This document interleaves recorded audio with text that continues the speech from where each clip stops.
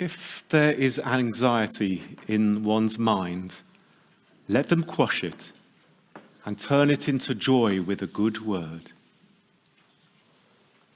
This verse that we heard in our Haftarah is often cited with reference to mental well-being. The Ark Synagogue has for many years partnered with JAMI, the specialist provider of mental health services in the Jewish community, whose vision it is for a Jewish community which accepts, acknowledges, and understands mental illness. In 2017, JAMI designated this Shabbat Bo as Mental Health Awareness Shabbat. They do so because, as we heard, the Sidra Bo includes the plague of darkness that fell upon the Egyptians, while the Israelites were yet able to see. The medieval biblical commentator Ibn Ezra and others interpret this darkness to have been so thick, one that can be touched or felt, to mean that the Egyptians could not see one another, neither by the light of day, nor even by candlelight. For some, when we have anxiety on our minds, we are able to quash the anxiety relatively easily. We may have identified the cause and addressed it, or if we cannot fully do so, make our peace with it and make it as part of who we are, something to live with. We may experience the darkness, our eyes open at night when we experience a sleepless night, but wake in the morning, in some way refreshed.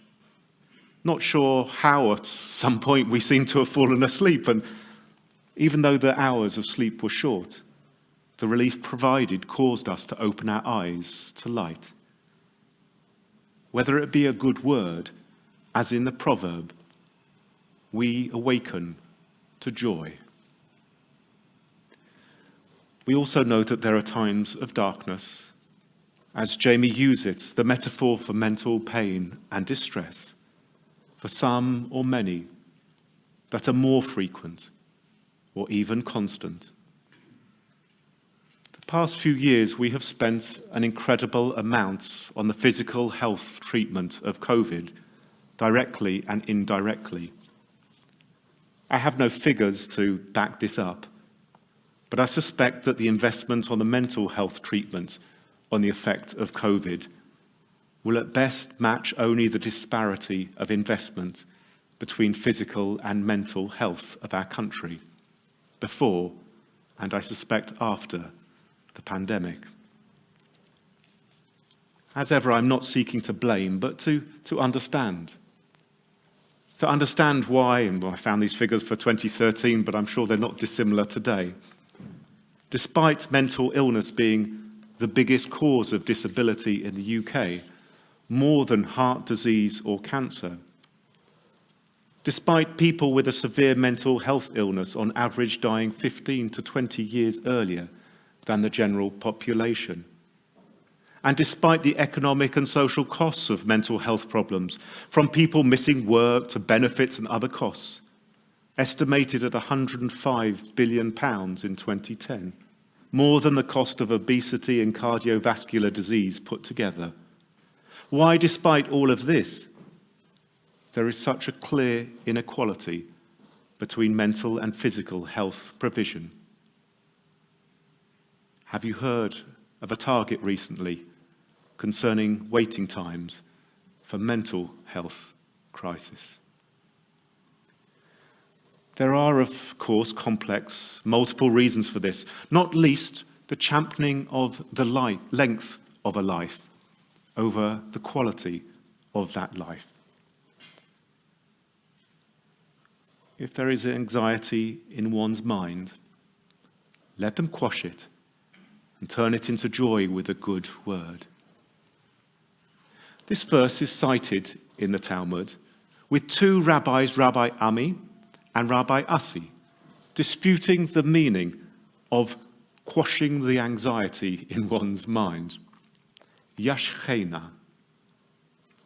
One said they should forcefully push it, Yashchena, out of their mind. One who worries should banish their concerns from their thoughts. The other said, with a slight play on words, it means they should tell yesichena, others, about their concerns, to lower their anxiety. I love the idea that the Talmudic account is ambiguous about which rabbi said which.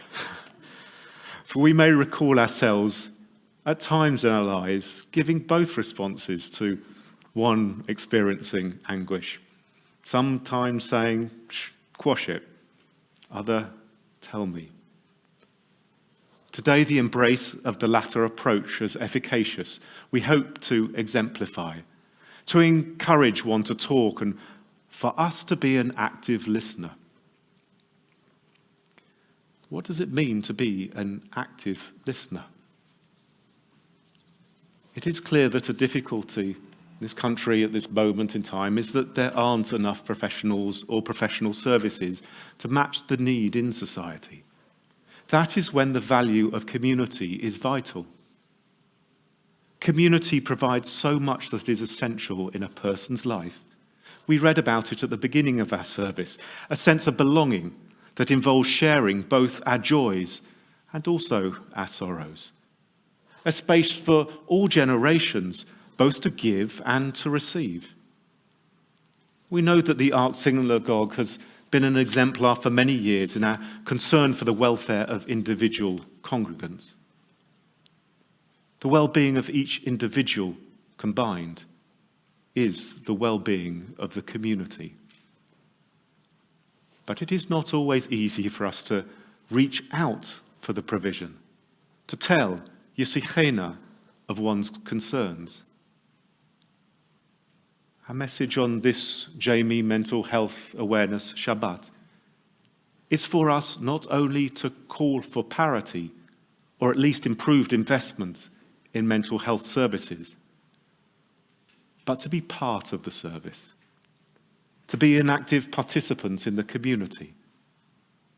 Each one of us can give and we can receive, to tell of our concerns and be the one that hears and asks about concerns, to be an active listener. We have become used to talk of isolation and social distancing. Distancing means physically, not mentally or emotionally. Active listening means making a simple phone call, tapping a message, a smile, a meal, and then to share both in listening and in speaking. Being a community of active listeners, even when isolated or someone is isolating, the good word is vital. It may merely be a short-term balm, but it may perhaps bring a moment of joy. A reminder of the feeling of joy is not to be underestimated, nor the knowledge that someone cares for you, to call or message or smile for you. If there is anxiety in one's mind, together, let us quash them with good words, turning them into joy. Amen.